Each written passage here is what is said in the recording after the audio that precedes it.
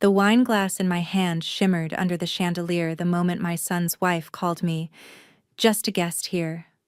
Still, I smiled, not for her, but for the floors my late husband laid, the ones she now walks on.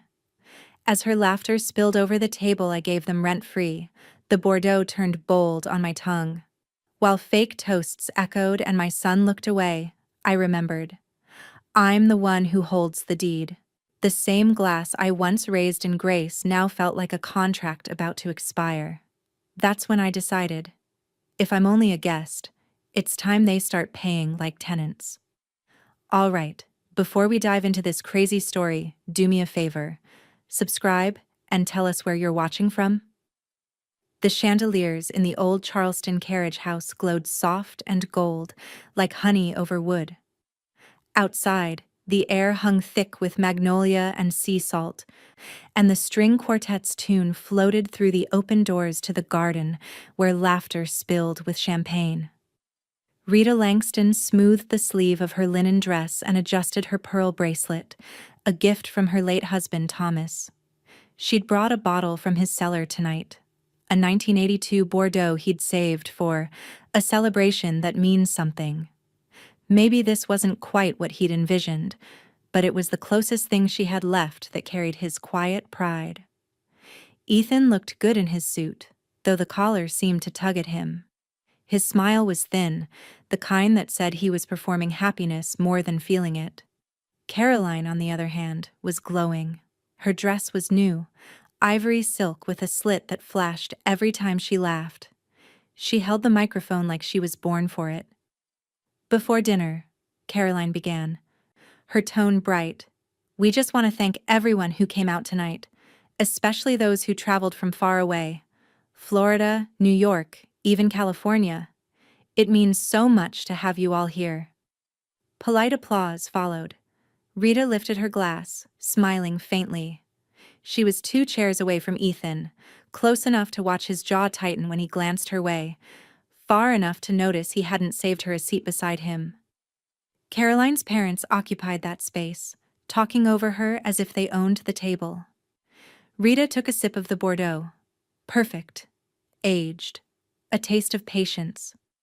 And, Caroline continued, some guests are practically part of the furniture by now. Laughter broke out around the long table. Forks clinked against plates, glasses tipped toward Caroline. Rita felt the corners of her mouth freeze. She blinked once, twice. The room kept moving, candles flickering, waiters gliding, laughter swelling, but something in her chest went still. "Mom," Ethan said softly, maybe a warning, maybe an apology. Rita tilted her head. "Furniture, she murmured. Caroline giggled. "Oh, you know what I mean. You've just always been here, like, part of the place." She reached for Ethan's hand, squeezing it like punctuation. Rita smiled, polite and razor-thin. "Yes," she said. "I suppose I am." The table turned back to chatter. Plates clattered, and the moment drifted like smoke. But Rita felt the weight of it settle deep. She'd been generous.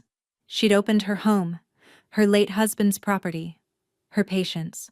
She'd let them live upstairs for 2 years at a rent that barely covered utilities. Family, she'd told herself, family deserves grace. Now, apparently, she was furniture. Caroline waved for another bottle of wine, laughing with her bridesmaids about some decorator's idea for floral arches. Ethan kept glancing toward Rita, like a man waiting for thunder after seeing lightning. She gave him nothing but calm. Across the room, Margot Finn raised her eyebrows from the bar and mouthed, "You heard that?" Rita nodded once. Dinner carried on. Shrimp and grits, roast chicken, cake samples on porcelain trays. Someone started a toast about love enduring through hard times. Rita barely heard. The stem of her wine glass was cool between her fingers. Every sound, every laugh, every careless word seemed to echo too long. She thought of Thomas, steady and deliberate. He'd believed that people revealed themselves not in their kindness, but in their entitlement. When someone forgets who gave them the floor they're standing on, he used to say, "Don't remind them. Move the floor." Rita took one last sip, tasting the end of patience. Caroline raised her own glass high, voice bright and theatrical. To family, friends, and the future. Everyone cheered. Rita smiled, the kind of smile that belonged to someone already writing a different story in her head.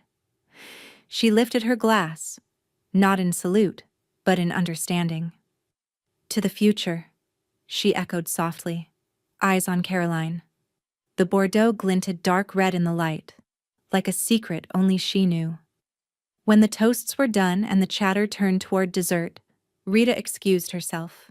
She walked out to the porch, where the air was cooler, the noise distant. Fireflies blinked over the stone fountain. She took out her phone, opened her calendar, and tapped a reminder. "Call Trevor. Monday." Her reflection in the glass door smiled back at her, steady and calm. Inside, Caroline's laughter rang out again, high, careless, certain.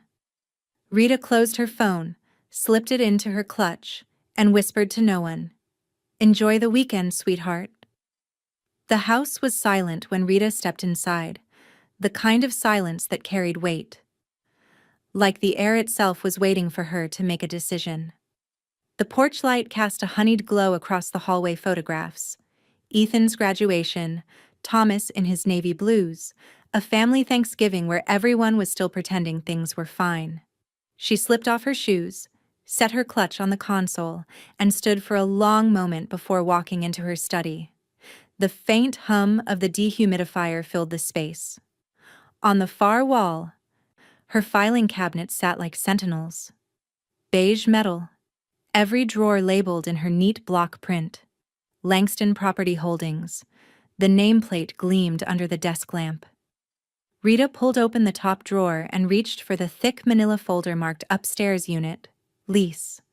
Inside, everything was exactly where she'd left it. Copies of rental agreements, repair invoices, tax receipts. She flipped through until she found the current lease. Paper slightly curled at the edges. Her eyes scanned down the page. Monthly rent, $200. Term, month to month.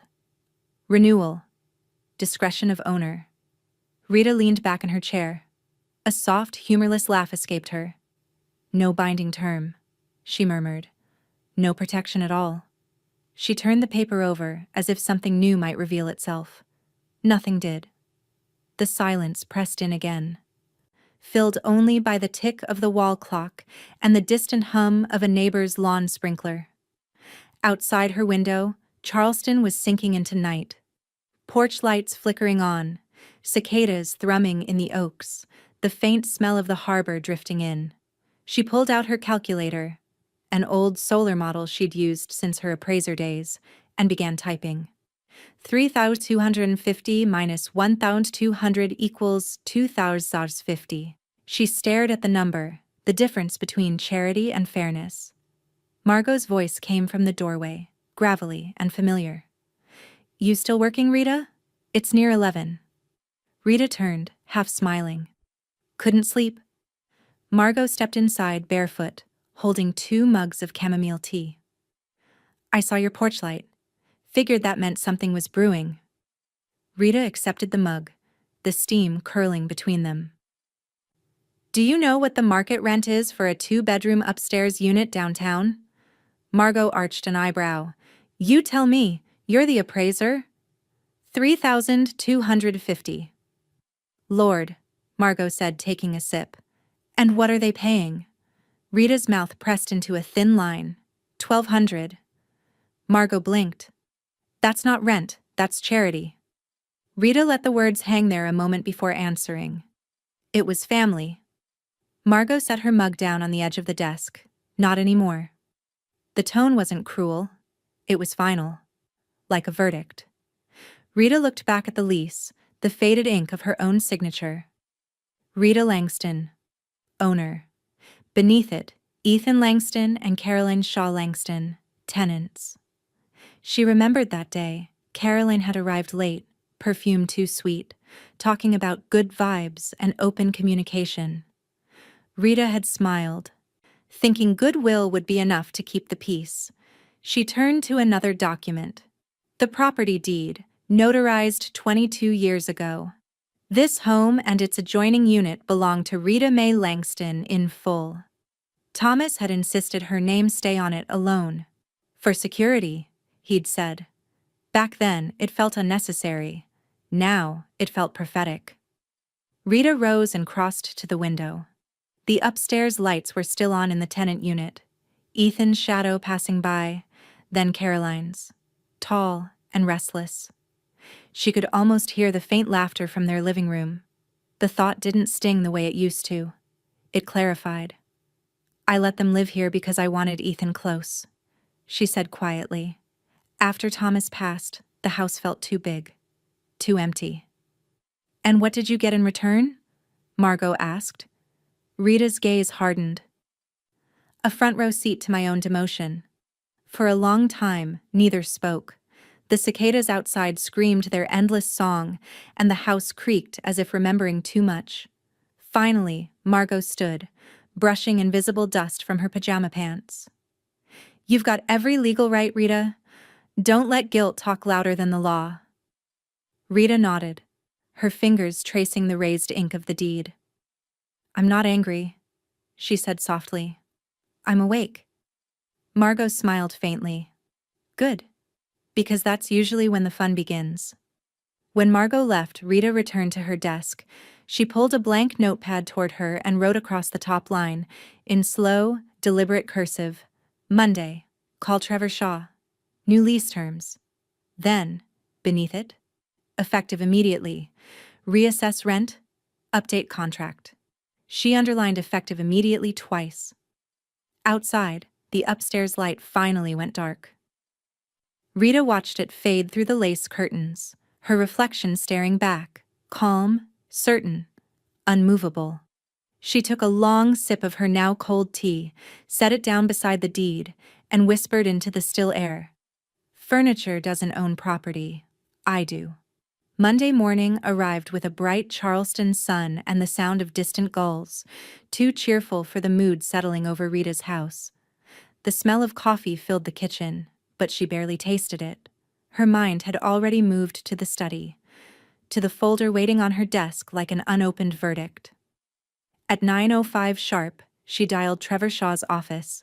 The man had a voice like warm paper, polite, deliberate, not one to waste adjectives. Rita Langston, she introduced herself. I believe we need to make some updates to an existing lease. There was a pause, then the faint smile in his tone. You've been sitting on that idea for a while, haven't you? Long enough, she said. By 10 o'clock she was parked outside his office downtown, an old converted warehouse tucked behind a row of art galleries. Inside, it smelled of cedar and coffee grounds. The walls were lined with framed property maps and antique surveying tools, a quiet shrine to order and ownership. Trevor rose from behind his desk, tall and gray at the temples, and shook her hand. You look like a woman about to draw a line. Maybe just a boundary, she replied. They got to work. He pulled up the old lease on his monitor, glasses low on his nose. Rita sat beside him, sliding the updated figures across the desk, her neat handwriting beside each clause. Full market rate, Trevor read aloud. $32.50, monthly. Correct. He looked over his glasses. They've been paying $12? For 2 years. A soft whistle. Generous. Naive, she corrected. He nodded once, then clicked through the document, his fingers precise. Any specific language you'd like included? Rita's tone didn't waver. A clause about termination. Failure to sign within 30 days constitutes formal end of tenancy. Trevor typed without question, the rhythmic sound of keys filling the quiet office. When he finished, he leaned back. It's enforceable. Elegant, even. Rita smiled faintly. That's why I came to you. He turned in his chair to face her fully. Do you want me to serve notice or let it come from you directly? Oh, I'll deliver it, she said, her voice calm as still water. It'll land better that way.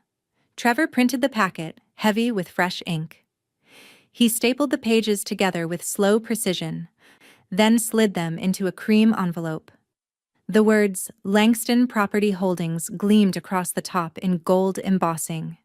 He added a final touch, a notarized cover letter that began, effective immediately, adjusted terms.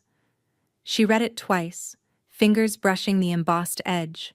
It wasn't just paper, it was control. Reclaimed. As she gathered her things, Trevor said quietly, "You know, I remember Thomas. He was the kind of man who didn't raise his voice, but everyone heard him anyway. You have that same quality." Rita's expression softened. "He taught me that silence isn't weakness, it's warning." Outside, the heat was already pressing down, the air thick with jasmine. Rita drove home slowly, the envelope sitting on the passenger seat like a loaded secret. Margot was waiting on the porch when she pulled in, 2 glasses of sweet tea sweating in the morning sun. "Let me guess," Margot said, squinting against the light. "You saw Trevor." Rita handed her the envelope. "Hot off the printer." Margot turned it over in her hands. "It even looks expensive. What's in it?" "A fair offer," Rita said, settling into the porch chair beside her. Margot tilted her head. "You raising it or replacing them?" Rita's eyes followed a pair of mockingbirds fighting over the bird bath. "Let's give her a chance to read between the lines." Margot chuckled. "Caroline doesn't read lines. She performs over them." "Then this," Rita said, tapping the envelope, "is her cue to exit." They sat in silence for a while, the cicadas starting their late morning drone. Across the street, a delivery truck rumbled past, shaking loose a few petals from the crepe myrtle trees. Finally, Margot said, "You know, I almost feel sorry for her." Rita's mouth curved in that quiet, unbothered smile. "Don't." She wrote the first act herself. When Margot left, Rita carried the envelope into her study and placed it squarely at the center of her desk. She smoothed the paper flat with both hands, aligning it perfectly with the edge of the wood. Upstairs, she could hear faint footsteps, Caroline's heels, quick and careless. The sound made Rita's fingers still. She turned off the desk lamp, leaving only the late afternoon sun streaming through the lace curtains. It caught on the corner of the envelope, lighting it like something sacred or dangerous. Rita whispered to the quiet room, "Let's see how she toasts this." By Thursday evening, the house smelled like rosemary chicken and quiet intent. Rita had spent the morning polishing silver she hadn't touched since Thomas's last birthday, arranging a table for 3 in the sunroom, where the light always fell gentle and forgiving. A vase of hydrangeas from her garden sat in the center, pale blue against the crisp white tablecloth. She'd cooked everything herself, not because she expected gratitude, but because there was something sacred in control. At 6 sharp, the sound of tires crunching on gravel broke the stillness. Rita wiped her hands on a linen towel and looked through the window. Ethan stepped out first, his tie loosened already, eyes darting nervously toward the porch. Caroline followed, late summer white dress fluttering as she checked her reflection in the car window. She wore pearls again, smaller than Rita's, but deliberate. "Evening," Rita said, opening the door before they could knock. Her tone was warm enough to keep things civil, cool enough to remind them whose threshold they were crossing. Caroline smiled too wide. "You didn't have to cook, Rita. We've been living on takeout for days, honestly." "Leftovers mostly," Rita said smoothly. "Post-rehearsal odds and ends." Caroline stepped inside, scanning the spotless entryway, the gleaming wood floors, the framed deeds on the wall. "You always keep this place so curated." Rita only smiled. "It's old habit. Appraisers notice details." Ethan placed a bottle of wine on the counter. Thought this might go with dinner. Rita glanced at the label. Cheap, cheerful, not Bordeaux, and nodded. Lovely. Let's sit. Dinner began with polite clinks and shallow talk. Wedding plans, guest lists, a florist who didn't get Caroline's vision. Ethan tried to bridge silences with nervous humor. Caroline filled them with commentary about Charleston being a vibe and not exactly modern in its mindset. Rita let her speak. Every word was another reminder. When the plates were half cleared, Rita rose quietly, walked to the sideboard, and retrieved the envelope. The same one Trevor had printed, its edges still sharp. She set it gently on the table beside Caroline's glass of sweet tea. Before dessert, Rita said, "There's something I need you both to review." Caroline's eyes narrowed. Review? Ethan looked between them, already uneasy. "Mom, what's this?" Rita met his gaze. "Housekeeping." Caroline reached for the envelope, turning it over. "Langston Property Holdings?" She read aloud, smirking faintly. "That sounds official?" "It is," Rita said. "It's your new lease agreement." For a moment the room froze. Even the cicadas outside seemed to pause.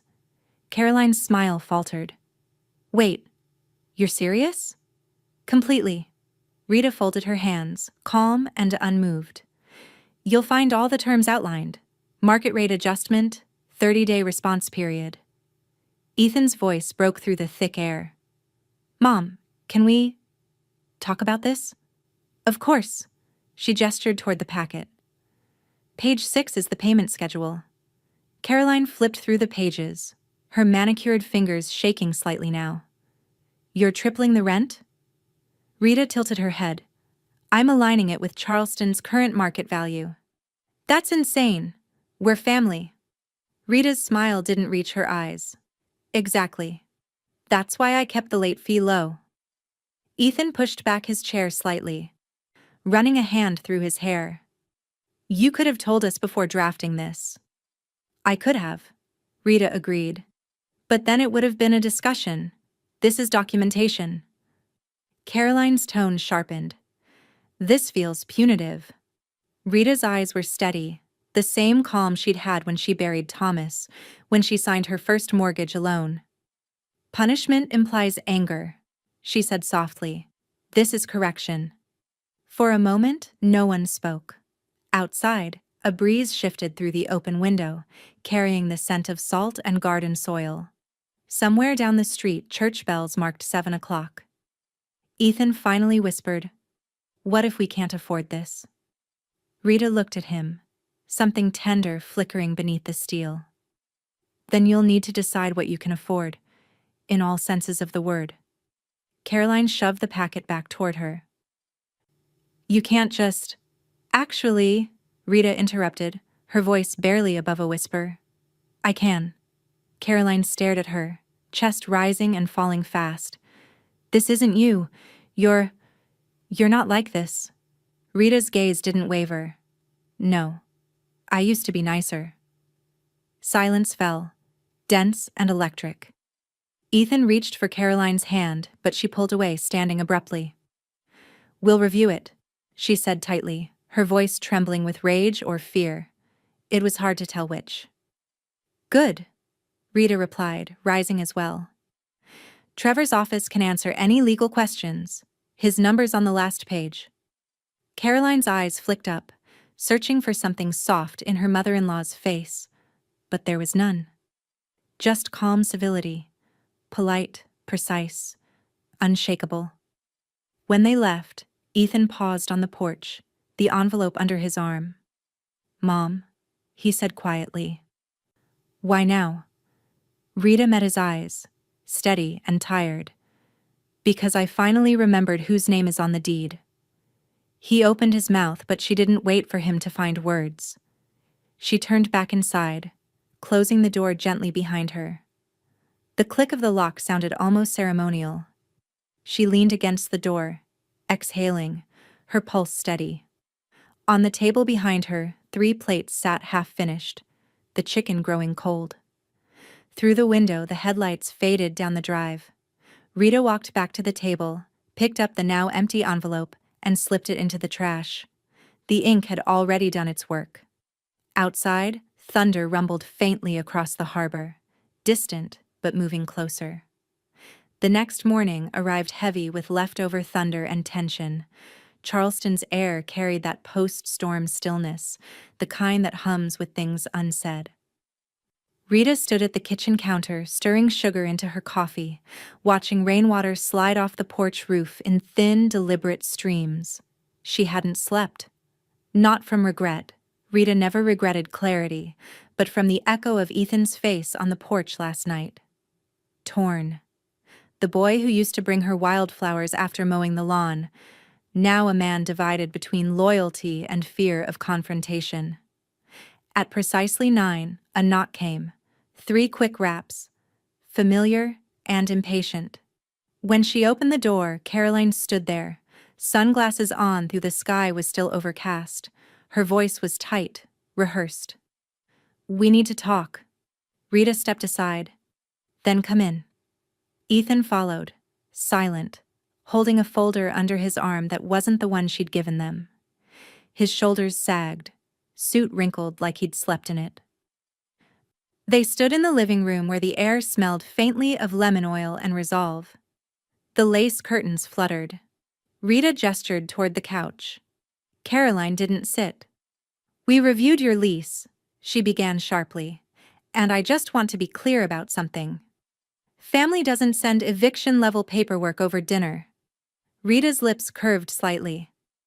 "Family also doesn't call you furniture at a public event." Caroline's jaw tightened. "That was a joke." Rita's voice stayed calm, almost gentle. "When you introduced me as furniture, you redefined the relationship." The silence that followed wasn't empty. It was razor-thin. Ethan stared at the floor. Caroline's mouth opened, then closed. She turned away, pacing near the mantel where framed photos of Thomas and Ethan as a boy lined the wood. Her reflection glared back from the glass. "You're twisting this," she said finally. "It was one comment." "One comment that told me everything I needed to know," Rita replied. "About how you see me, and this house, and him." She nodded toward Ethan, who looked smaller than he had ever looked in this room. Caroline crossed her arms. "You can't seriously expect us to pay over $3,000 a month. We're about to have a wedding." Rita's eyes didn't flicker. "You can afford the wedding. You can afford the rent." Ethan finally looked up, voice cracking slightly. "Mom, this isn't fair," she finished for him. "Fair would have been acknowledging where you live, and who keeps it running. Fair would have been a seat beside you at that table." He flinched, guilt flashing across his face. Caroline rolled her eyes. "This is ridiculous. You're trying to humiliate us." Rita turned, walked to her desk and returned with a manila envelope. She laid it gently on the coffee table between them. "This isn't humiliation. It's arithmetic." Caroline frowned. "What's that supposed to mean?" "It's your budget worksheet." Ethan blinked. "Mom." Rita kept her tone measured. "I filled it in for you, based on your spending patterns the past 3 months. Spa visits, brunches, the deposit for your rehearsal venue, and that new car lease. There's room to afford rent. You'll just have to shift your priorities." Caroline's color rose. "You went through our finances?" Rita raised an eyebrow. "You Venmo me for rent." "It's not espionage, dear. It's record-keeping." Ethan's hands clenched around the folder he was holding. "You're punishing us."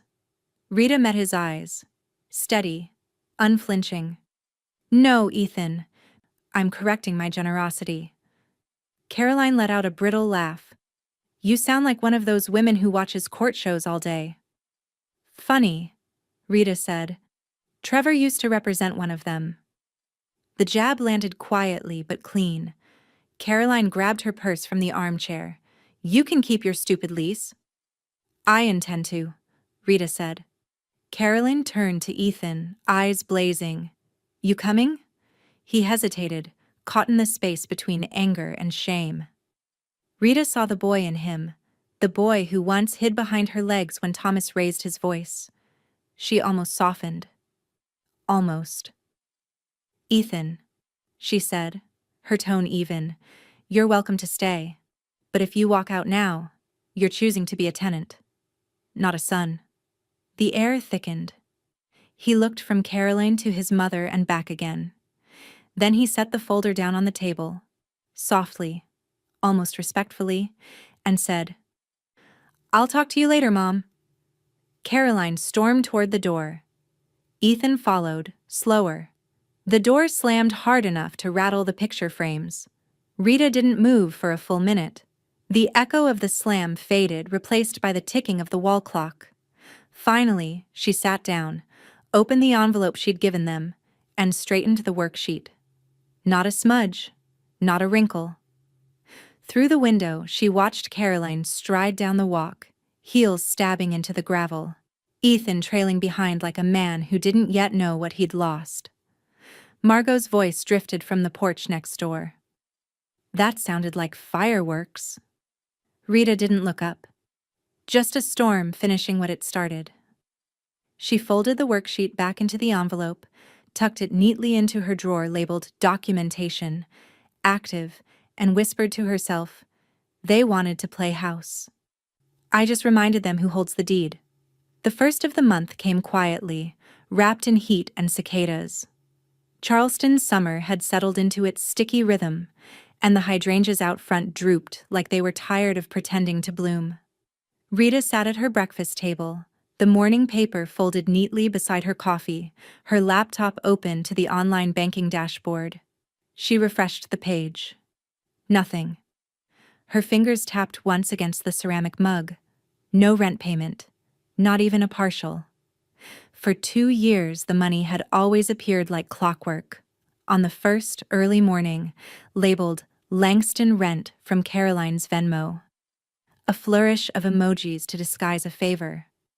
Now, silence. Rita didn't call, didn't text. She waited. On the second day, she baked a peach cobbler and left it cooling on the counter.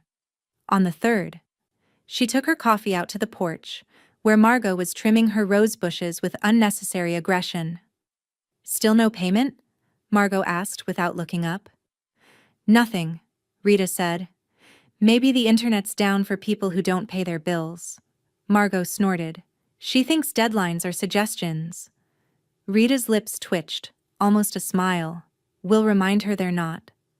That afternoon, she drafted an email, short, calm, and perfectly polite. Subject: Payment reminder, Langston Property, Holdings. Dear Ethan and Caroline, as of today, rent for the upstairs unit has not been received. Please remit payment within 3 business days to avoid any late penalties as outlined in your lease. Thank you, Rita M. Langston. C.C. Trevor Shaw. S. Kippur. She clicked send and felt the same quiet satisfaction she'd felt years ago closing her first home appraisal report. Complete. Factual. Unshakable. The reply came within the hour from Caroline Shaw Langston. Subject: Payment reminder. Seriously? Rita, you're making a scene over a little delay? We've been busy. You know, planning a wedding, managing actual adult responsibilities. You could have called instead of CCing your lawyer.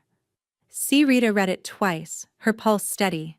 Then she clicked forward, added a single line to Trevor. Please proceed per terms. That evening, Margot came by with 2 glasses of white wine and a grin sharp enough to cut paper. So, how'd the lovebirds take their reminder? Rita handed her the laptop. Read for yourself. Margot scrolled through the message, cackled once. Actual adult responsibilities. Bless her heart. She set the glass down. Trevor's gonna love this.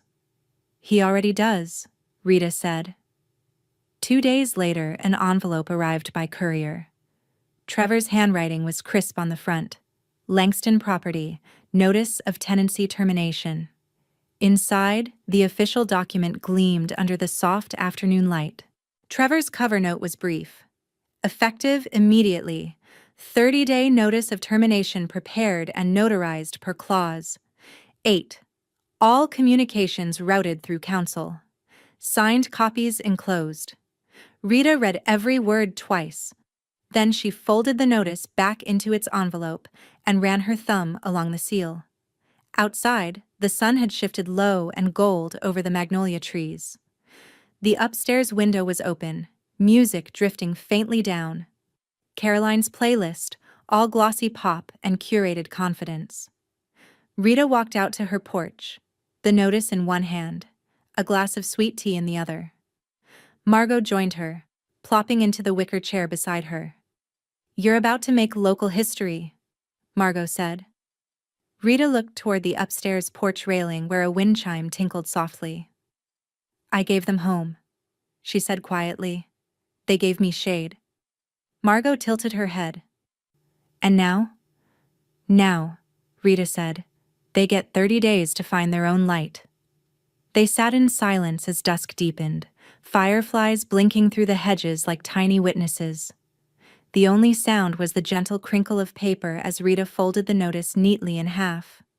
When the first stars appeared, she stood, straightened her shoulders, and walked up the porch steps to slip the envelope through the upstairs mail slot. The motion was simple, deliberate, almost ceremonial. From inside came laughter, Caroline's voice, sharp and unbothered. It would be a few minutes before she noticed the letter lying at her feet. Rita lingered only long enough to hear the rustle of paper picked up and the abrupt stop of laughter. Then she turned, walked down the steps, and closed her own door with a soft click that sounded a lot like justice. The knock came on a Sunday afternoon, soft and hesitant. Rita almost didn't answer it. She'd been in the study, sorting through old tax folders, the faint hum of the air conditioner the only sound in the house. When she opened the door, Ethan stood there alone, holding a cardboard box that once held liquor bottles. "Hey, Mom," he said, voice quiet. "Can I come in?" Rita glanced at the box. "What's that?" "Some old photo albums. I found them in the attic closet upstairs. Didn't want them lost in the shuffle." She opened the door wider but didn't smile. Shuffle implies movement. I don't see much of that happening. He managed a faint chuckle, stepping inside. He smelled like humidity and guilt, like someone who'd sat in his car rehearsing. He placed the box carefully on the coffee table, brushing invisible dust from his sleeves. "Caroline doesn't even know I came," he said quickly. "She's just stressed. The wedding's got her spinning, and the rent thing, it blindsided her." Rita walked to the kitchen and poured 2 glasses of iced tea, her movements slow and deliberate. "She's not blindsided, Ethan. She's been walking with her eyes closed for months." He sighed. "You don't have to make this harder than it already is." Rita returned, set a glass in front of him. "Hard? You think holding people accountable is hard? Try carrying a mortgage alone for 20 years. He rubbed the back of his neck, avoiding her eyes. "I know you helped us, and we appreciate that. Appreciation doesn't show up on my bank statement." He swallowed, the faint click of his throat the only sound. "She just needs a little time, maybe an extension. Once the wedding's over, No." He blinked. "What?" Rita's tone was quiet but absolute. "No extensions, no negotiations. You had 30 days. You've had grace for 2 years." He sat back, deflated. "You've changed, Mom." She didn't flinch. "No, Ethan, I've remembered." Silence filled the room. The only movement came from the ceiling fan slicing slow arcs through the warm air. Rita leaned down and pulled the box closer. The top flap was slightly torn. Inside were photo albums, her handwriting on the spines, neat and looping. Langston family, 1991-1998. Ethan's senior year. Thomas and Rita, travels. She opened one at random.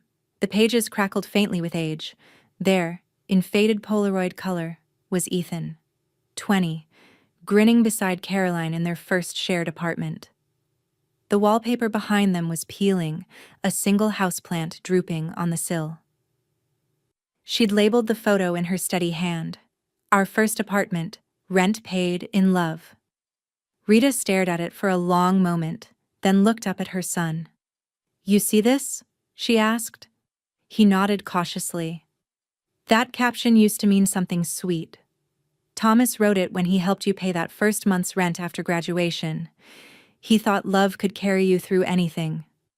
She closed the album carefully, like handling glass. "But love doesn't pay escrow." Ethan looked at her, hurt softening into frustration. "You don't have to be cruel." "I'm not being cruel," she said evenly. "I'm being accurate." He leaned forward, his elbows on his knees. "You're making this personal." "It is personal," she said. "It's my home." For a while, neither spoke. The cicadas outside started their afternoon chorus, the rhythmic pulse filling the spaces between words. Finally, Ethan said, "I just wish Dad were here. He'd know what to do." Rita's eyes didn't move from the photo album. "He is here. You're just not listening the way he taught you to." Ethan opened his mouth, closed it again. Then he stood, adjusting his shirt, trying to gather whatever dignity he'd brought in with him. "I'll tell Caroline," he said quietly. "I'm sure you will," she said, not looking up. At the door, he hesitated. "You really won't reconsider?" Rita lifted her eyes to his. They were calm, cool, impossible to sway. "The bank doesn't reconsider either." He left without another word. The door shut gently this time, not slammed. Rita sat back, the photo album still open on her lap. Her gaze lingered on the image of her son's younger self, happy, weightless, unaware of how love without respect eventually collapses. Then she reached for her phone, opened her Venmo history, and scrolled. Spa payments, brunch bills, designer candles, not one marked rent. Rita exhaled slowly, thumb hovering over the screen. "Adult responsibilities," she whispered, repeating Caroline's words from that email. "Let's see how they handle a real one." She closed the photo album, slid it back into the box, and set it on the shelf labeled "Personal," resolved. Outside, thunderclouds were building again over the harbor, slow, inevitable, unbothered by prayer. It was the email subject line that told Rita everything she needed to know. From City of Charleston, Housing Enforcement Division. Subject, Notice of Tenant Complaint, Langston Property Holdings. She read it twice before opening it, steady as ever. Inside, the language was bureaucratic but sharp. A formal claim has been filed, alleging retaliatory action in connection with an amended lease agreement. Retaliatory. The word felt almost theatrical. Margot showed up 15 minutes later, uninvited, holding a brown paper bag of muffins and a grin like she'd just heard good gossip. "I saw the city header on your inbox from across the street. What did she do now?" Rita slid the printed email across the table. "Filed a complaint." Margot snorted, already unwrapping a muffin. "Well, bless her initiative. Did she cite hurt feelings as evidence?" "She's claiming the lease adjustment was punishment," Rita said evenly. "Retaliation for a familial misunderstanding." "That woman couldn't spell retaliation last week," Margot muttered, crumbs scattering. "You're not worried?" Rita gave a small smile. "Not even a little." Because she had Trevor. By noon, they were on a call, his voice calm as ever. "They're throwing spaghetti at legal walls," he said. "We'll outfile them." "Of course we will," Rita replied. "I've kept everything." And she had. Every receipt, every Venmo payment, every text. She opened her laptop and began to build her arsenal. The rent logs, meticulously dated, the utility bills she'd paid out of pocket, the emails, the reminders. even screenshots of Caroline's now notorious actual adult responsibilities message. When Trevor arrived later that afternoon, she had a neat stack of documents waiting for him, color-coded tabs peeking out like quiet witnesses. He flipped through the pages, nodding in satisfaction. "I wish every client kept records like this. You could teach a course." "I did once," Rita said dryly. "For first-time homeowners. They always learned the hard way that paper protects you better than promises." Trevor smiled faintly. "I'll file our response first thing tomorrow. The judge will toss it on review, but they'll learn how expensive pettiness can get." Margot, perched in the doorway with her arms crossed, added, "She called you outdated. Let's update her understanding of litigation." Trevor chuckled. "That's one way to put it." Later that night, Rita poured herself a single glass of red wine, the last from the Bordeaux she'd opened weeks ago, and checked her phone. The city portal now listed a hearing date. 2 weeks. 2 weeks until this farce would become official record. She wasn't angry. She was almost impressed. Caroline had taken her theatrical instincts and turned them into paperwork. There was a strange symmetry to it. But the next morning, the situation found its way onto social media. A friend from church texted her a screenshot. Caroline's latest Instagram story. Caption: "It's giving legal drama. Some people can't stand to see you win your own home energy." A selfie followed. Caroline in oversized sunglasses, coffee cup in hand, lips pursed in mock suffering. The caption below: "Manifesting justice." Rita stared at it for a long moment, the irony so rich she could taste it. When Margot saw it later that afternoon, she laughed so hard she had to sit down. "You should frame this for the trial exhibit, proof of delusion." Rita didn't laugh. "She's not delusional," she said softly. "She's desperate. And desperation makes people loud." That night, as the porch light flickered and the cicadas sang their endless tune, Rita sat at her desk organizing her files one last time. She added post-it tabs, receipts, screenshots, witness statement, Margot. Everything precise, professional, irrefutable. Then her phone buzzed. A message from an unfamiliar number. "Sophie Finn. Hey, Mrs. Langston, it's Sophie. I heard about what Caroline's doing. You didn't deserve that. Some people only learn when life invoices them." Rita read it twice, her lips curving into the faintest smile. Invoices them. She liked that. She typed back a simple reply. "Thank you, Sophie. Paperwork teaches best." When she set the phone down, the house was utterly quiet. Upstairs, the lights in the tenant unit were still on, though it was past midnight. Rita turned off her lamp, her reflection dim in the window glass. "She wanted a show," she murmured. "Let her take the stage." Outside, lightning flickered faintly over the harbor, just enough to illuminate the envelope on her desk marked "Court Evidence, Verified."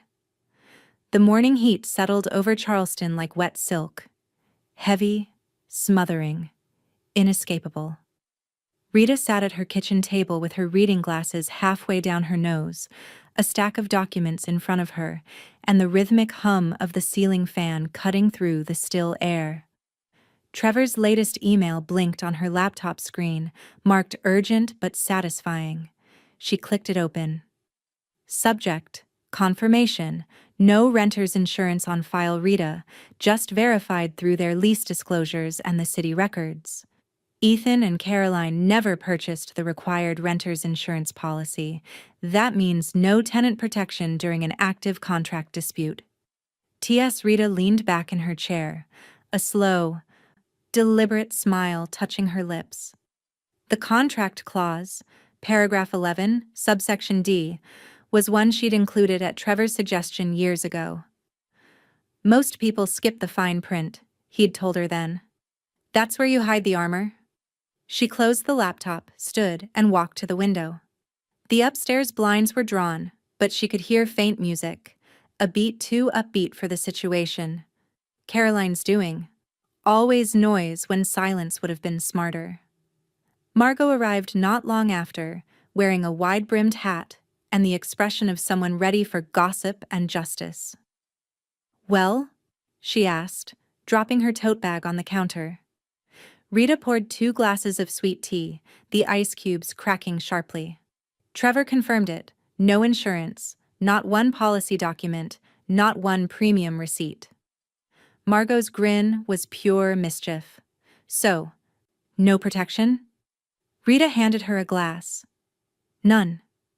"Which means—" She reached into her neatly labeled filing drawer and pulled out a second set of papers, the kind with highlighted sections and embossed seals. "Per the lease, all utilities funded through the landlord are conditional on compliance with contract terms." Margot's eyes widened. "Rita Langston, are you about to make Charleston a few degrees hotter?" Rita took a slow sip. "Just honoring the paperwork." By afternoon, the calls began. First from Ethan, then from a number she didn't recognize. Caroline, of course, who'd rather use burner energy than humility. Rita ignored them both. She'd already called the utility company, provided the notarized request, and confirmed the cutoff date. June 14th. The day the air conditioner stopped humming upstairs. Charleston hit 93 degrees by noon. At first, Rita pretended not to notice. She watered her hydrangeas, reorganized the pantry, and put on a light linen blouse. By mid-afternoon, she could hear Caroline through the open window, pacing, muttering, complaining. At 3:17 p.m., Margot knocked once and slipped onto the porch with 2 glasses of lemonade. "She's posted again," she said, handing Rita her phone. On the screen glowed Caroline's latest masterpiece, Eyre Caroline Shaw. Langston, who shuts off AC in June? Landlords who hate love. It's a tenant drama, Aontla karma always wins. The photo showed Caroline fanning herself dramatically with a wedding brochure. Margot snorted so hard she almost spilled her drink. Now she's melting, and not from affection. Rita set the phone down. Maybe heat will loosen her grip on entitlement. "Maybe it'll fry her manicure," Margot offered. They both sipped in silence, cicadas buzzing so loud it sounded like applause. When Ethan finally appeared that evening, his shirt clung to his back, his hair damp from sweat. He didn't even knock, just let himself in and stood in the doorway looking defeated. "Mom, this has to stop," he said. "She's miserable. We both are. It's too hot to even think." Rita folded the dish towel in her hands, neatly, deliberately. "Then maybe it's time to act." Ethan's voice rose, desperate. "It's all getting so messy. Lawyers, city complaints, now the air conditioning. What are we even doing anymore?" Rita met his gaze, calm as glass. "Cleaning up," she said softly. He ran a hand through his hair. "You're enjoying this, aren't you?" Her reply came smooth as silk. "No, Ethan. I'm enduring it. With precision." He exhaled, angry and tired. She just wants to feel respected. Rita looked out the window toward the upstairs unit, where a fan now whirred uselessly in the open window. "Respect isn't a feeling. It's a contract." He shook his head. "You've changed." Rita's voice dropped to a whisper. So was that toast. The silence afterward was so thick it felt physical. Ethan didn't reply. He just turned and left, the screen door slamming behind him. When his car finally pulled out of the driveway, Rita stood at the window watching the upstairs lights flicker. Caroline's silhouette crossed the curtain, pacing, phone in hand. Downstairs, Rita's house stayed cool, her own AC purring contentedly. She opened her ledger, drew a neat line beneath June 14th, utilities adjusted per clause, and capped her pen. Margot texted her a single line an hour later. "Justice served at room temperature." Rita allowed herself a quiet chuckle. "No," she murmured, setting down her pen. "Justice served slightly chilled." Outside, the heat rose in waves off the pavement, and upstairs, Caroline's laughter had gone silent. The envelope arrived on a Wednesday morning, thick and official. The kind of paper that carried weight, both literal and moral. Rita didn't need to open it to know what it contained. Trevor's final notice of tenancy termination. Still, she slit the top with her letter opener. More ceremony than curiosity. The document was precise. Language as cold and clean as a winter wind. Eviction notice finalized. Move-out deadline, July 1st, 5 p.m. Rita folded it once, set it in the center of the dining table, and whispered, "Done." By noon, she had already called Charleston Coastal Movers. The woman on the phone recognized her name. "Langston property, right? We've done work there before." "Yes," Rita said. "Same address, new tenants soon. Bring an extra truck, and please, handle everything with care." "You paying or billing the renters?" Rita hesitated only a second. "I'll pay. So they can't say I made it hard." When she hung up, the house felt still, waiting for the next act. 3 days later, the trucks arrived. 2 white moving vans, engines rumbling in the humid air. Men in blue shirts unloaded dollies and boxes, sweat glinting on their necks. Rita greeted them with a pitcher of iced tea and a firm smile. "Upstairs," she said. "Be courteous. They're sensitive." The crew chief nodded. The kind of man who'd seen divorces, foreclosures, and tearful goodbyes, all the same. Upstairs, Caroline had thrown open every window in defiance of both heat and dignity. Music thumped faintly, some overproduced pop anthem about independence.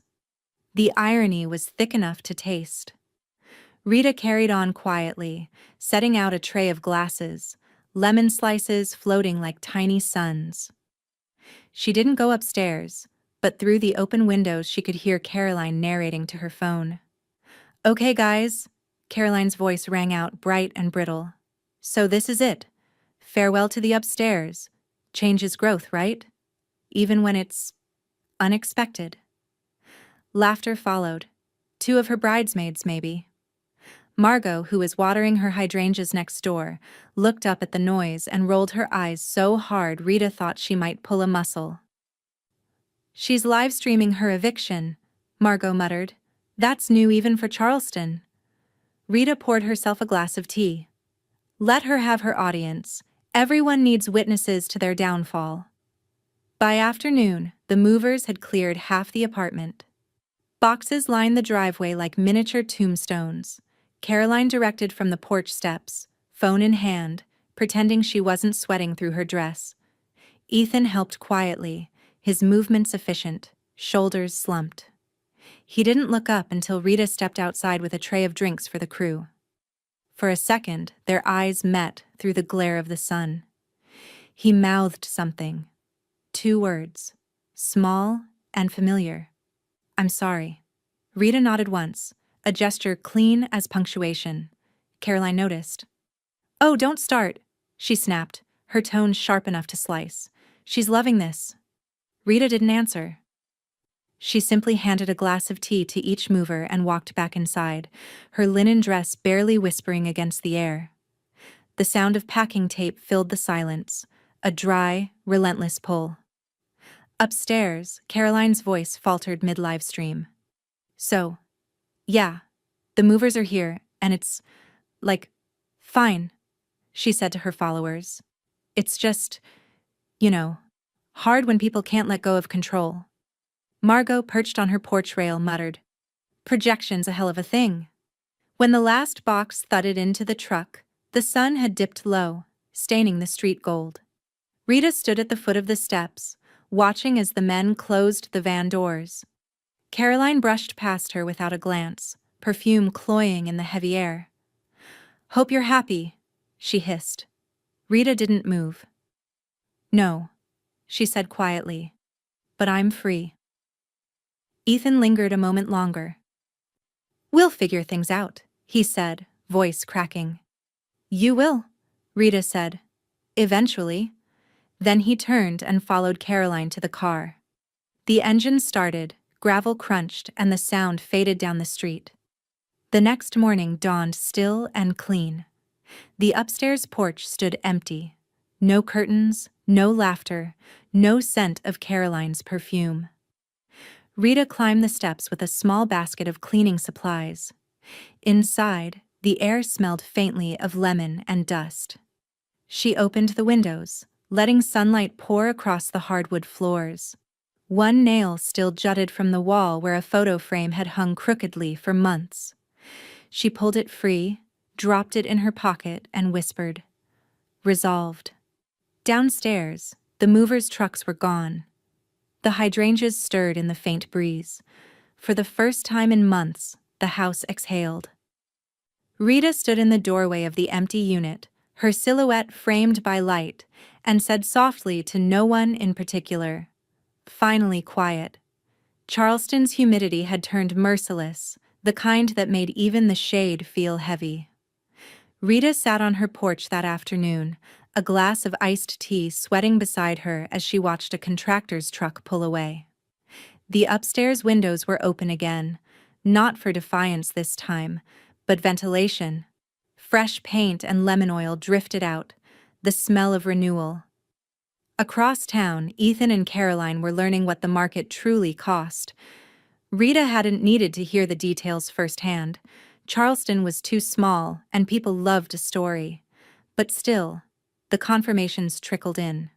First from a real estate agent she'd known for years, then from Sophie Finn, who worked part-time at a property management firm. "Sophie, they're couch hopping. She's blaming everyone but herself." Rita read the message twice, her expression unreadable. She typed a simple reply. "Some lessons cost more than rent."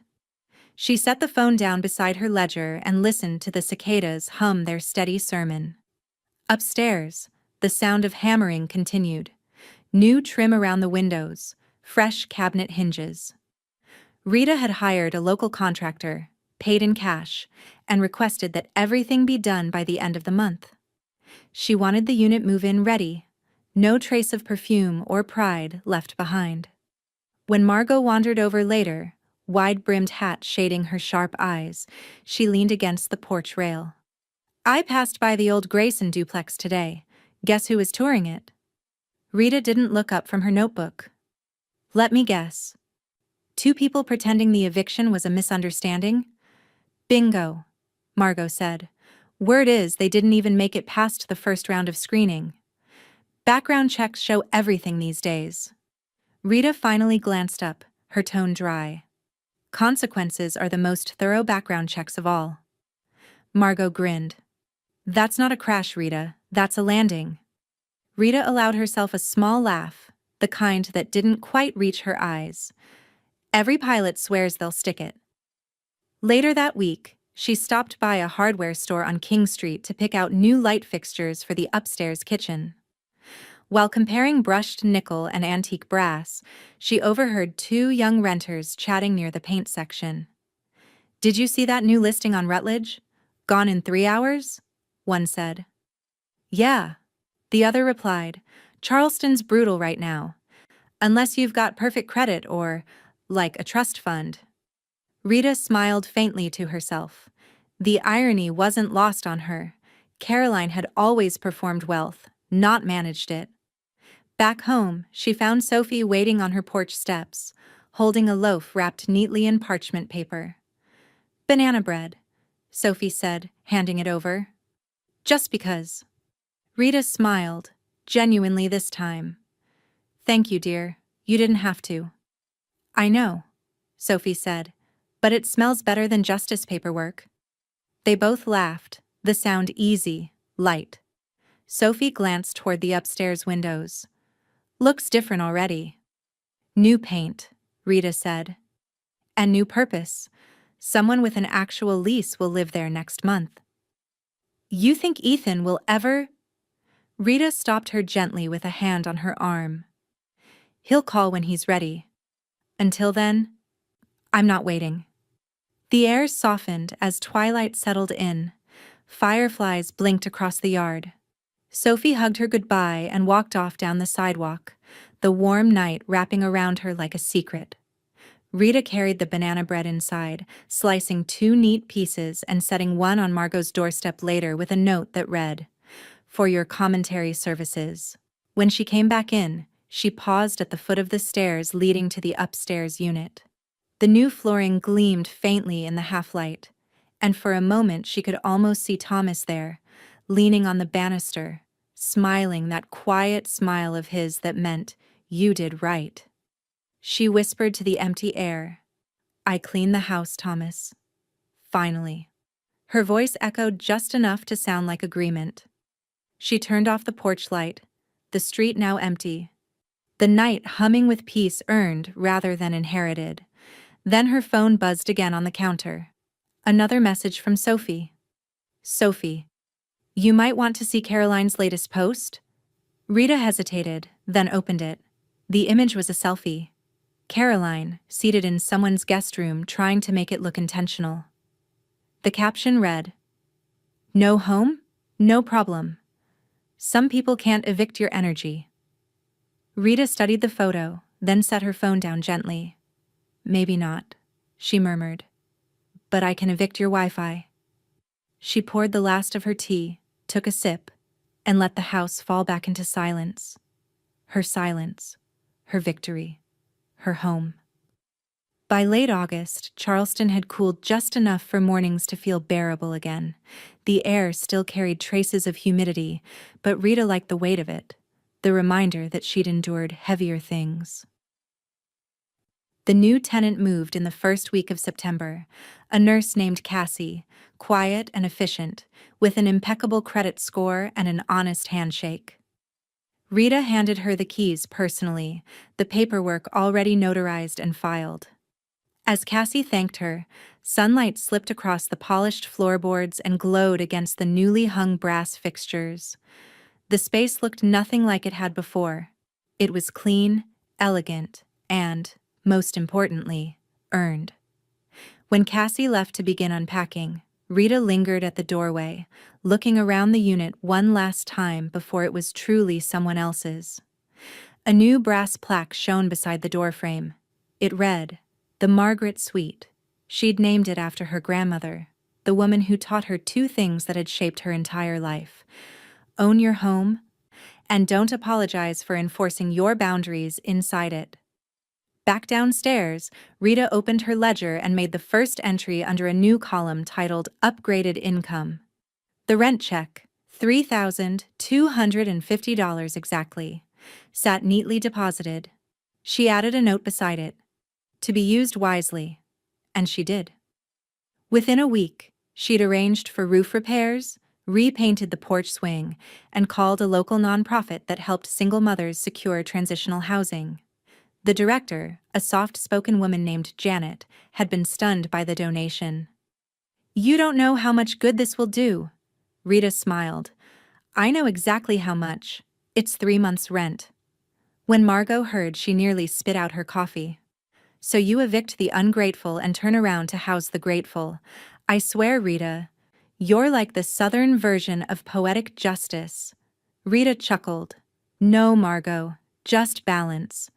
That afternoon, she placed a new welcome mat at the top of the porch stairs. Its woven lettering caught the sunlight like a quiet warning and a promise all at once. Respect lives here. The peace was tangible, the quiet no longer sharp but gentle. Then one morning, over coffee, Rita checked her phone and noticed something curious. Caroline had unfollowed her on social media.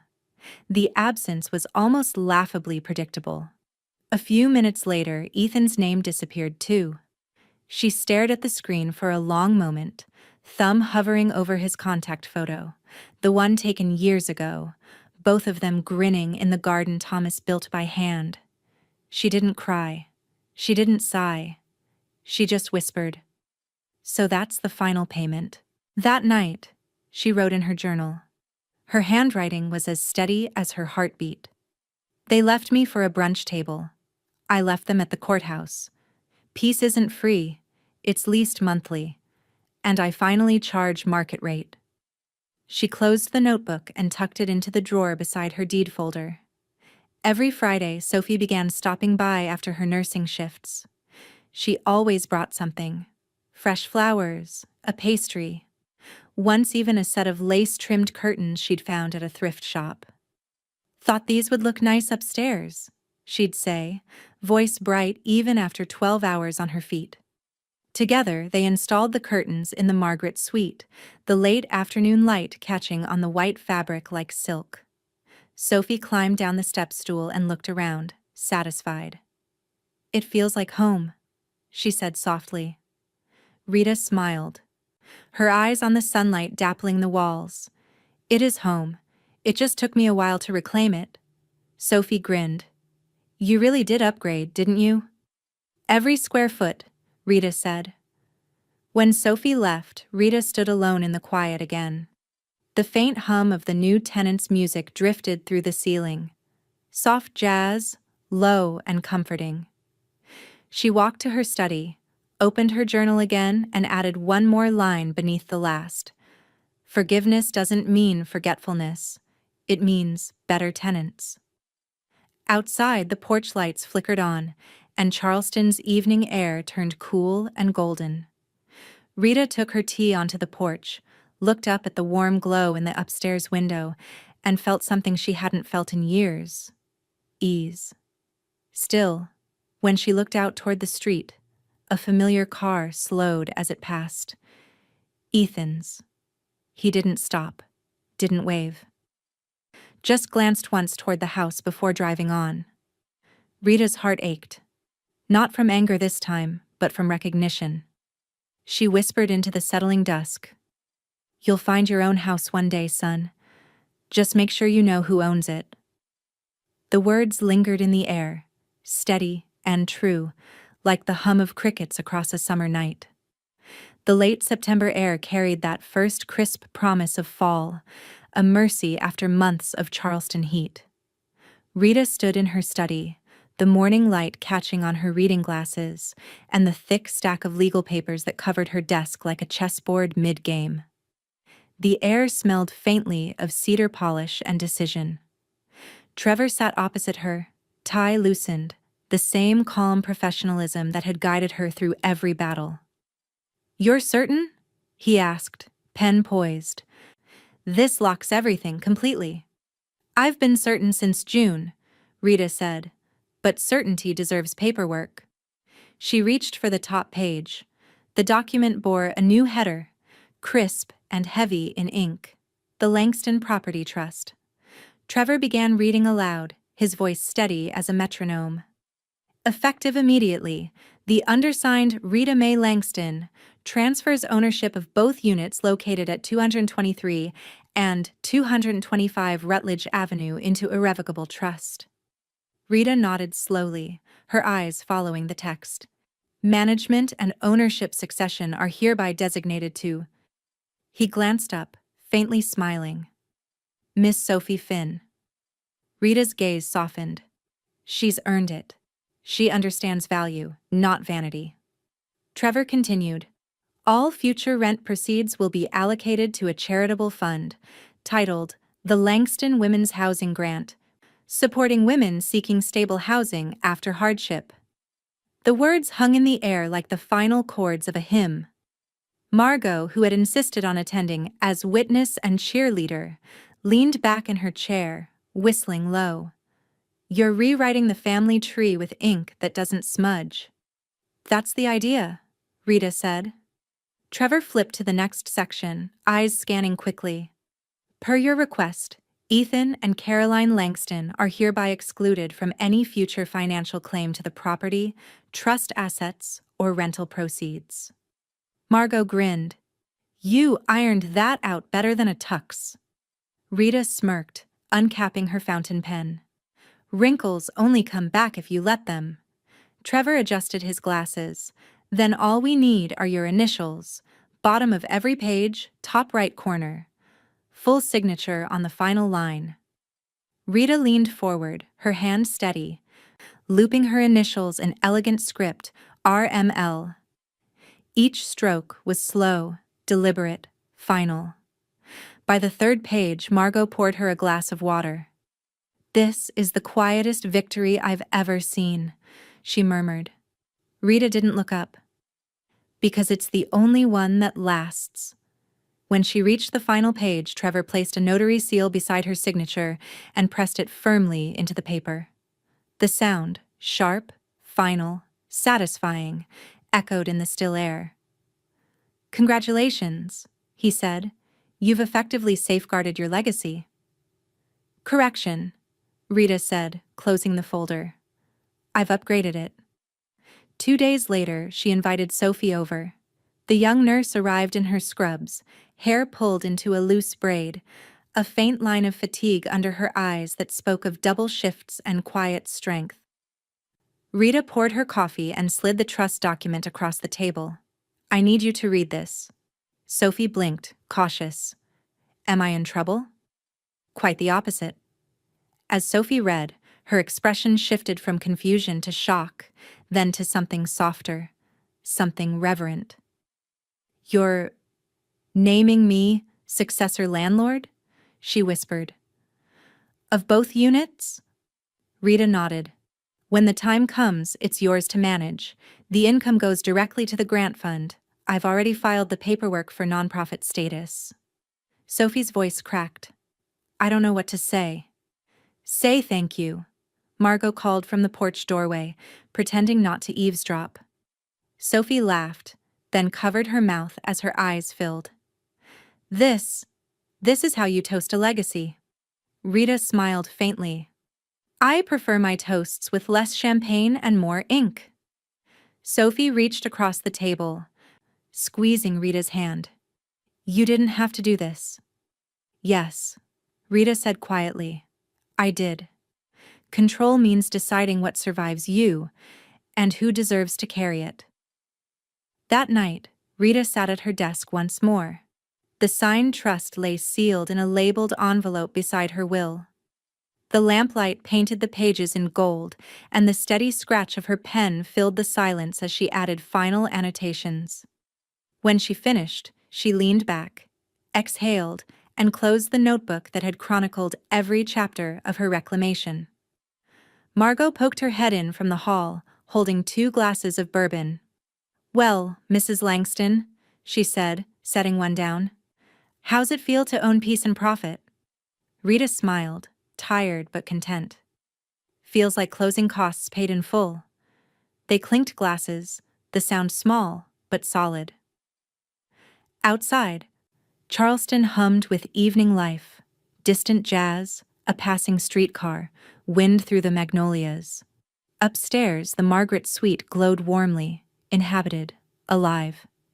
Rita looked toward the ceiling and whispered, "Handled, Thomas. Every line item." And for the first time since he died, she didn't hear absence in the reply, only completion. But when she turned off the lamp, her phone lit up with a new message. From Ethan Langston. Subject: "We need to talk." Rita stared at it, her reflection flickering in the dark screen, then set the phone face down beside the trust papers. "Of course we do," she said softly. "But now, we'll do it on my terms." The message sat unopened on her phone for 2 days before Rita finally tapped it. From Ethan Langston. Subject: "We need to talk." "Mom, I want to understand what you've done. Caroline's furious, but I'm just trying to make sense of it. Maybe we can meet? Coffee?" No accusations. No apologies either. Just that familiar, lukewarm middle ground where Ethan always lived, between conflict and confession.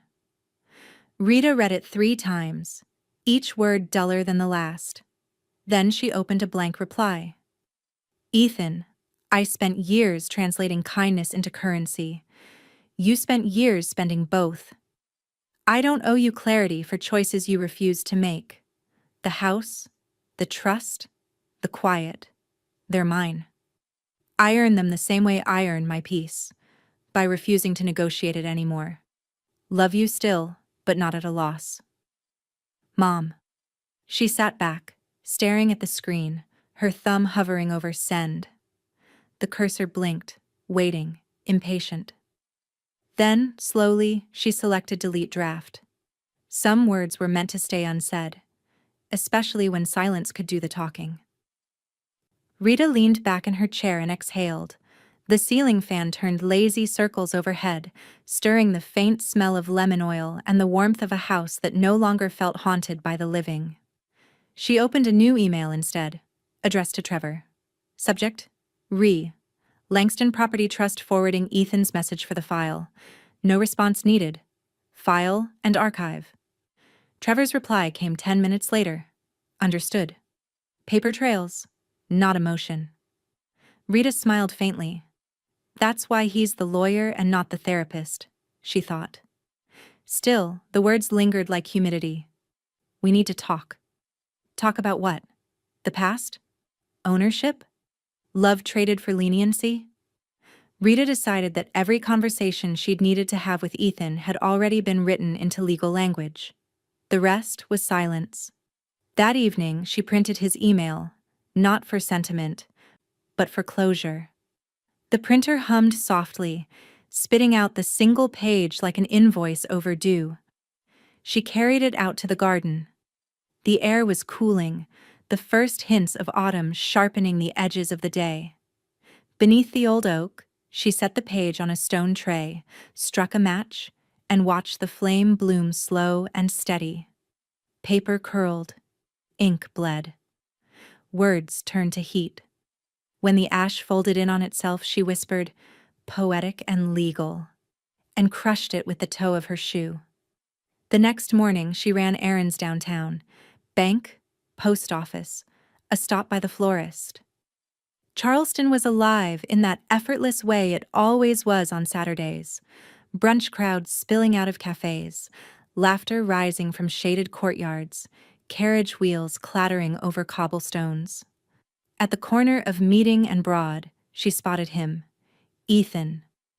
He was coming out of a coffee shop, a to-go cup in one hand, the other shoved into his jacket pocket.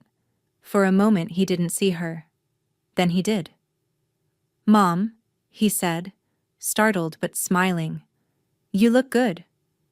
Rita tilted her head, sunlight catching the edge of her pearl earrings. "I am good," she said. Finally. He nodded, his eyes dropping, his smile small and uncertain. "I've been thinking about everything, about how it all went." "I know," she said gently. "Thinking's good. It's the least expensive form of progress." He chuckled once, but it didn't last. "Maybe we'll talk soon." "Maybe," Rita said, and stepped aside to let him pass. When she turned to watch him go, he was already swallowed up by the crowd, just another man walking toward a future he didn't yet know how to build. That afternoon, Sophie arrived unannounced, as she often did. "I brought something," she said, holding a parcel wrapped in brown paper. Rita raised an eyebrow. "Another housewarming gift? The house is quite warm enough." Sophie grinned. "Just open it." Inside was a framed photograph, an old one from Rita's album. The rehearsal dinner. The moment before the toast. Rita mid-smile, unaware of what was about to unfold. Someone, likely Sophie herself, had added a caption beneath it in neat script. "Still hosting." For a long moment, Rita just stared. Then she laughed. A full, unguarded laugh that startled even her. Sophie smiled softly. "Thought it might belong here." Rita set the frame on the mantel, between the deed box and a small vase of hydrangeas. "Perfect placement," she said. The sun dipped through the window, lighting the photograph in a golden halo. Rita poured them both tea, her movements calm, deliberate.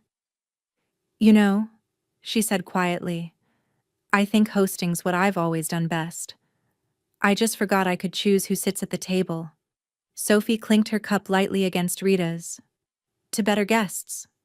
Rita smiled. "And stronger leases." Outside, Charleston's sky flushed with the pink of early evening, and for the first time in years the air inside the house felt lighter than the air beyond its walls. Sunday arrived soft and bright, the kind of Charleston morning that looked airbrushed, light spilling through the magnolias, the air fragrant with salt and jasmine. Rita woke early, the house already stirring with quiet purpose. The oven hummed, linen napkins lay folded like secrets on the dining table, and her grandmother's silver gleamed on the sideboard. It wasn't an occasion, not officially. But Rita believed peace deserved its own ceremony. By 10, the front door creaked open and Margot called out, "If I smell quiche and you didn't invite me, I'm suing." Rita smirked from the kitchen doorway. "Then you're safe from litigation. You're right on time." Sophie followed close behind, carrying a bouquet of daisies and a carton of fresh strawberries. "Payment for brunch," she said cheerfully. Rita took them, arranging the flowers in a mason jar. "Your rent's already paid, dear. This is overpayment, but I'll allow it." Cassie, the new tenant, arrived last, a little shy but smiling. "I brought orange juice," she said. "Thought it might go with everything." "It goes with gratitude," Rita replied. "Please, sit." The table was simple. A quiche with a golden crust, bowls of fresh fruit glistening with dew, flaky croissants wrapped in a clean dishcloth. No champagne tower, no string lights, no performance. Just linen pressed smooth and sunlight warming the table. Margot took her seat and fanned herself with a folded napkin. "You know, Rita, this beats any wedding brunch I've ever attended, and I've been to 5 too many." "That's because no one here is pretending," Rita said. "It's refreshing, isn't it?" They ate leisurely, conversation weaving easily between stories, recipes, and laughter that came without tension. Cassie spoke about her night shifts at the hospital. Sophie about a patient who tried to pay her in peaches. Rita listened more than she spoke, content to let the voices fill the room she'd once shared with silence. Occasionally she looked toward the porch door, where the wind teased the curtains and sunlight glittered off her grandmother's silver. Halfway through the meal, Sophie stood and raised her glass of juice. "We need a toast," she declared. "We're sitting in a home built on good sense and better contracts. It deserves acknowledgement." Rita chuckled, setting down her fork. "Then go on, lawyer in training." Sophie grinned, lifting her glass higher. "To rent, rules, and women who don't flinch." Margot laughed so hard she nearly spilled her drink. "You should embroider that on a pillow." Rita leaned back, smile soft but certain. "To knowing where you sit," she said, "and who owns the seat." The words lingered, gentle but firm. Sophie clinked her glass against Rita's. Cassie followed, shyly at first, then with quiet conviction. Outside, a porch breeze drifted through, carrying the scent of garden mint and magnolia. The ceiling fan hummed overhead, the rhythm steady, grounding. For a moment, Rita thought of Thomas, the way he used to pour her coffee before Sunday Mass, his hand brushing hers in that wordless ritual of partnership. She didn't look for him in the air anymore. She felt him in the steadiness of her own pulse, in the foundation she'd kept intact. When brunch wound down, Margot helped clear the dishes, muttering about earning her seat. Sophie lingered at the sink, sleeves rolled up, humming. Cassie offered to take out the trash, insisting on it, her quiet efficiency reminding Rita why she'd chosen her as a tenant. After the last dish was rinsed and the laughter faded into the hum of the afternoon, Rita walked to her study. The sunlight slanted across her desk, illuminating the safe where her life's work, both financial and emotional, now lived. She unlocked it, careful as always, and slid in a manila folder labeled in her precise handwriting. Langston Property Trust. Final lease. Copies. Below that, she added a new tab, freshly printed, perfectly square. The label read, "Resolved." She closed the safe, pressed her palm against the cool metal for a lingering second and whispered, "Finally." When she returned to the porch, Margot was dozing lightly on the swing, Sophie scrolling through her phone, Cassie sipping tea and staring contentedly into the yard. The world was still. Complete. "Everything all right?" Sophie asked without looking up. Rita smiled, her eyes tracing the sunlight glinting off the garden fountain. "Better than all right." She took her seat at the table again, poured herself a final glass of sweet tea, and let the peace settle deep into her bones. For a long moment, no one spoke. Only the sound of Charleston breathing, the distant call of gulls, the wind brushing through the live oaks, the quiet creak of wood that had stood through generations. Rita lifted her glass slowly, almost ceremonially. "At the wedding rehearsal," she said, voice steady. "My son's wife said, 'She's just a guest here.'" She paused, letting the memory rest, no bitterness left, only clarity. "So," she finished softly, a smile curving her lips, "I raised my glass. And the rent." The three women laughed, the sound rising like wind through the magnolia branches, and this time, the toast was hers alone.